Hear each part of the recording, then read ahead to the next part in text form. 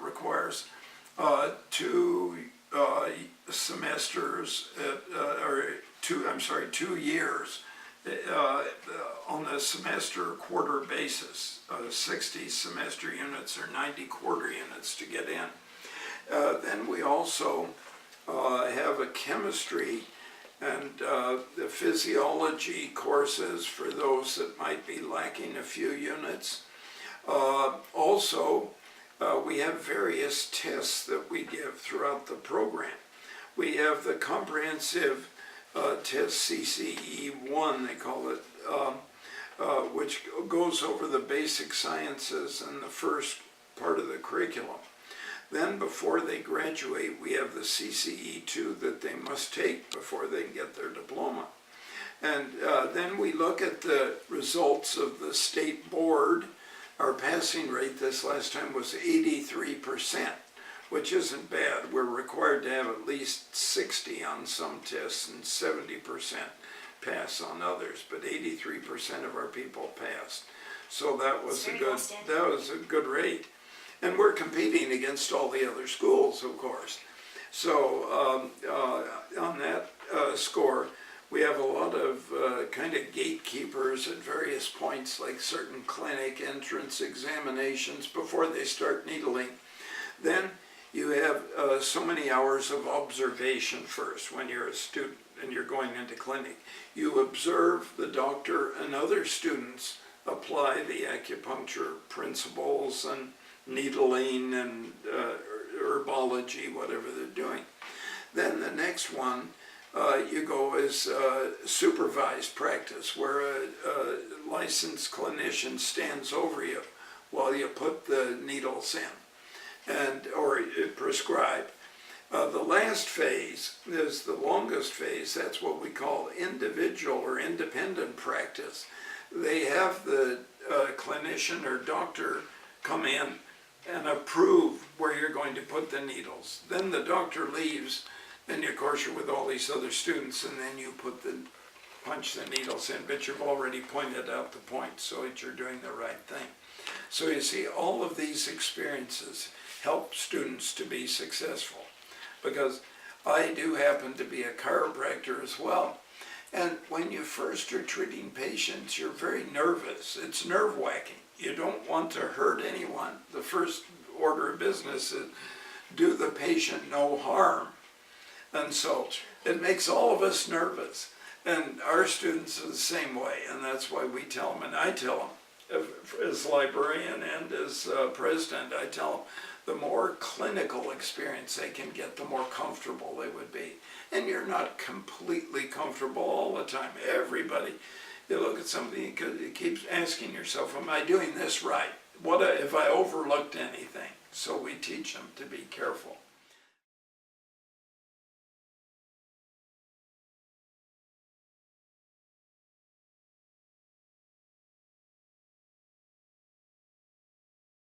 Very good systems. Of course, I'm a graduate of Cal State LA with a BA and MA, so I naturally have kind of an affinity for them. And then I did go to a junior college, Pasadena City College, which I ground through a lot of heavy courses there. That gave me a wonderful background. And I wasn't a football player or anything. In fact, I had a counselor that was in a wheelchair, and Miss Ina Ray has said, we're not going to put me in the football program, so she put me in ballroom dancing in the girls' gym. Well, I had to go and open every door carefully in that. But I did get a chance to dance with the Rose Queen even, oh, wow. So that was kind of, interesting. And I was with one student, they said at the time it had the highest score on the test they had. I wasn't a good dancer, but I could be gracious, and that's what they really look for.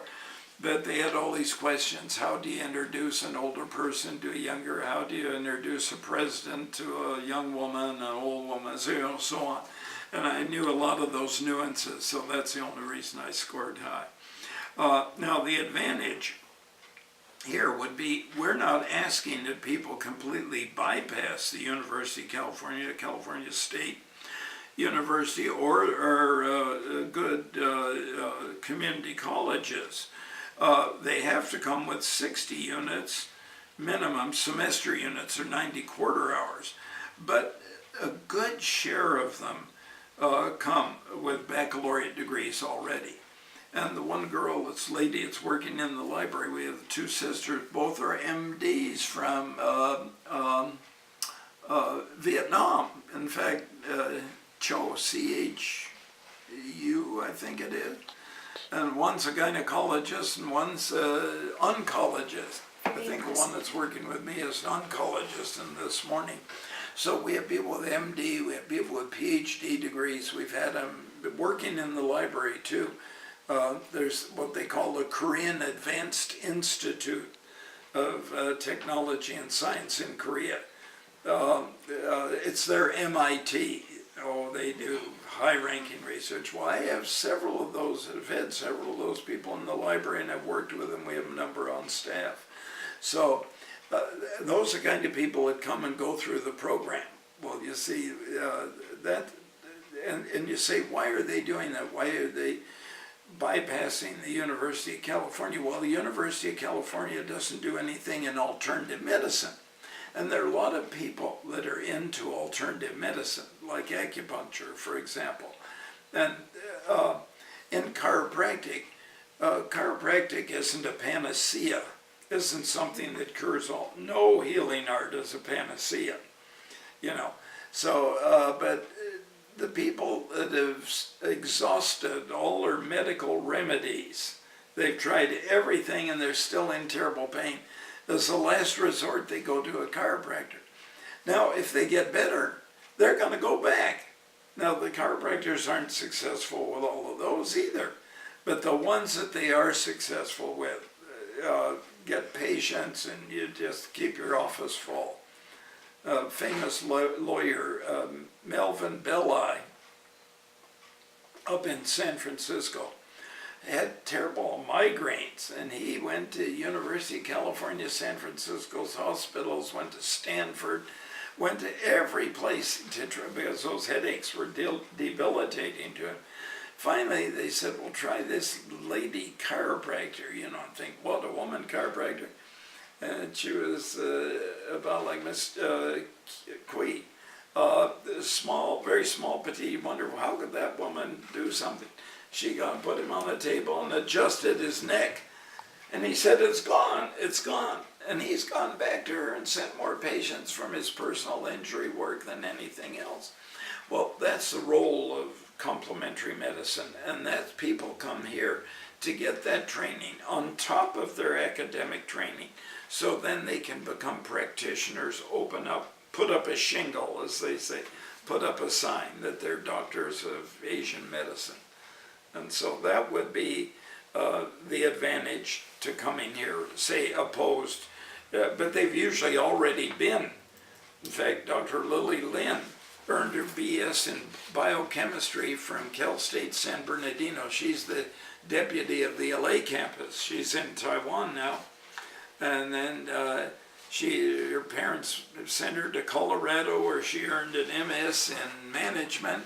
Then she came in here and earned her master's and doctorate in Asian medicine, passed all the boards, took the national board, which is hard here, and probably passed it blindfolded. She won't admit it, but she has both the certification in acupuncture and in herbology, which is very hard. But the Chinese, and I've heard, they just look at the character and it tells them the answer. So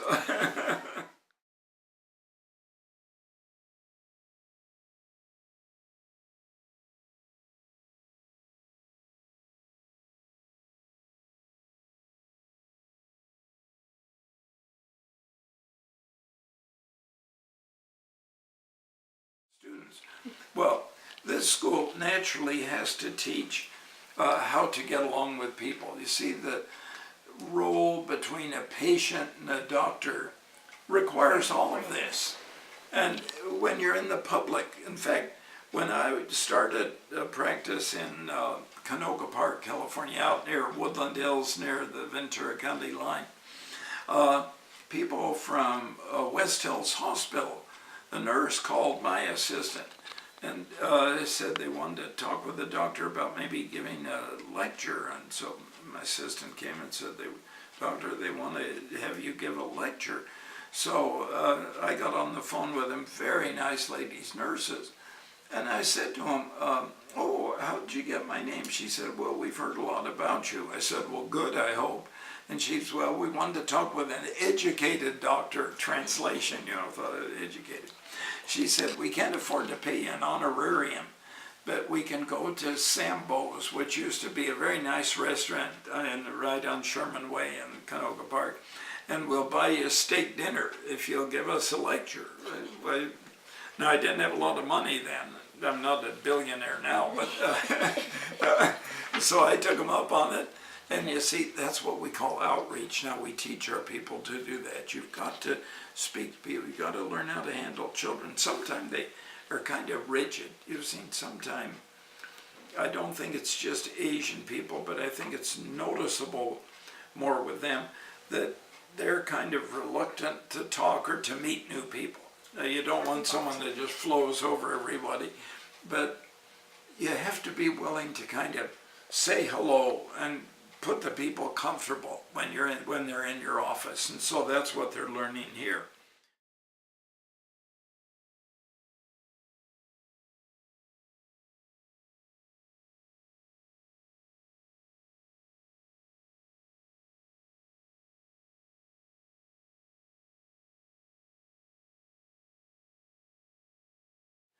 Well, the message is that this is the biggest Asian medical school in the United States with 500 students. A lot of them have 100, 150, 250.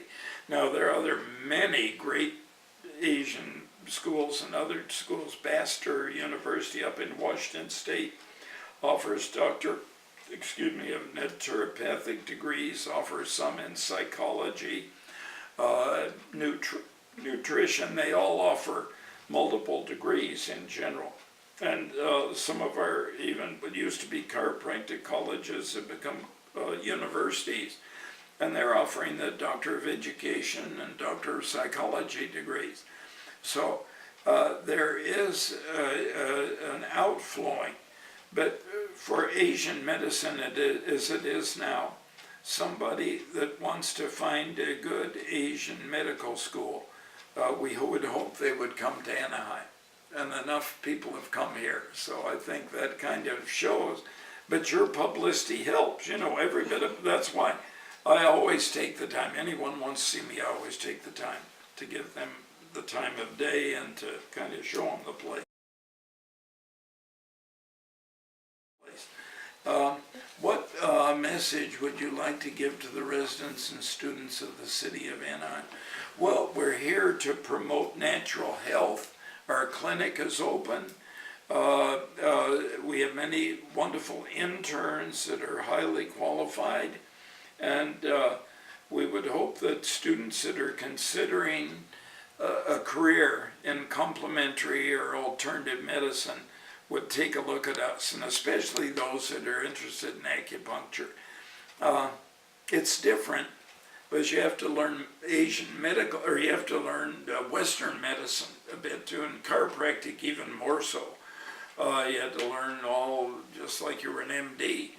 Then you also have to learn the technology, the vocabulary, which is hard, of Asian medicine or of chiropractic. Harder of Asian medicine, I think, for Anglo people. Very non-Asian people have a hard time, I think, memorizing the words, the pronunciation, and that. And it's difficult for me, but I'm not an acupuncturist. So now, and I think we've kind of hit the questions. And if you have a recording on or anything, well, you can play it back. Sure. But anything else you'd like to ask of me? Well, I just want to say thank you so much for giving us the opportunity to interview you. Taking the time for this is very... Well, we're highly honored to do it. Very honored to do it. And we will. Sure. Very nice. Thank you. Take a picture of us so we're together.